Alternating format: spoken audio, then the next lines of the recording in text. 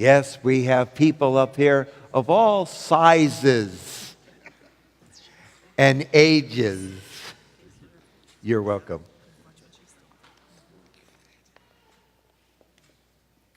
Well, let us begin by folding our hands, bowing our heads, and let's have our echo prayer. Dear Jesus,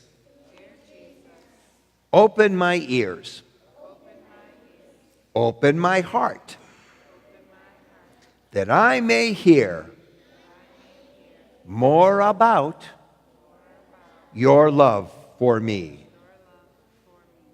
Amen.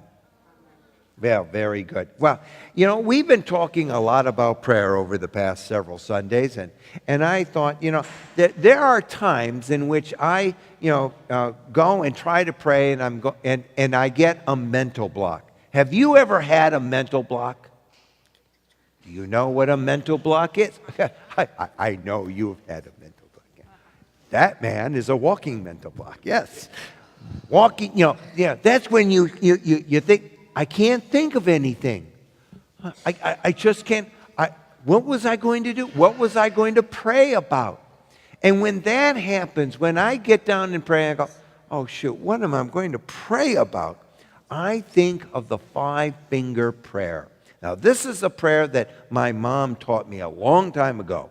And she said, okay, first put your hands like this. So everybody put your hands like this. Put your hands like this. Now, the closest finger is your thumb.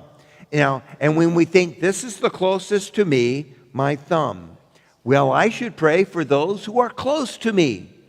For me, it would be my wife, Etta, my children, Philip and Amber, Elizabeth and Travis, and of course, the most beautiful baby in the world, my granddaughter. So I should pray for those who are close to me. And after I get done with that, then comes the next finger. Now, the next finger, what we do with this finger is that a lot of times we point. Hey, how are you? Look, there's the band. Hey, look, there's Pastor Cordy. Hey, look, there's another person coming down to visit with us. We point with this finger, don't we? And so, I think of the people who point the way of the Lord to me. So I next pray for those who point out to me Jesus, like pastors, teachers, parents, your teachers at C2C. They point the way to God. So that's the next people I pray. Now, the next finger is the longest finger, isn't it? When I put my hand up, which is the tallest finger? That one. And I think tallest, people who are our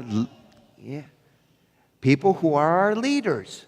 So I pray for the mayor of the city council, the president of the United States, the governor of the state. I pray for policemen who help me, and on all those. I pray for the leaders of our country. Now, the next finger, is called the ring finger, and you can see that on both hands I have rings on that finger. And there's another thing about it. Of all the 5 fingers, this finger is the weakest. For most people, it is the weakest finger. And so when I get to that finger, I think of people who are sick, who are weak, who are mourning the death of a loved one, people who need help. So I pray for those people. Then finally, what is this finger called? The little finger, because it is little. And it is the farthest away from me. And so God, with this finger, reminds me to pray for myself. After I get done praying for those who are close to me, praying for those who lead me, praying for government, praying for the sick and the helpless, now it's time to pray for me and my needs. And that is the five-finger prayer. And that helps me to focus and to remember who and what I should pray for, especially if I get a brain freeze and I can't remember what I'm going to pray for. My five-finger prayer reminds me who to pray for. And so let us put our hands together like this and have our closing echo prayer. Dear Jesus, thank you for my family. Thank you for my pastors and teachers. Thank you for all those who are in government.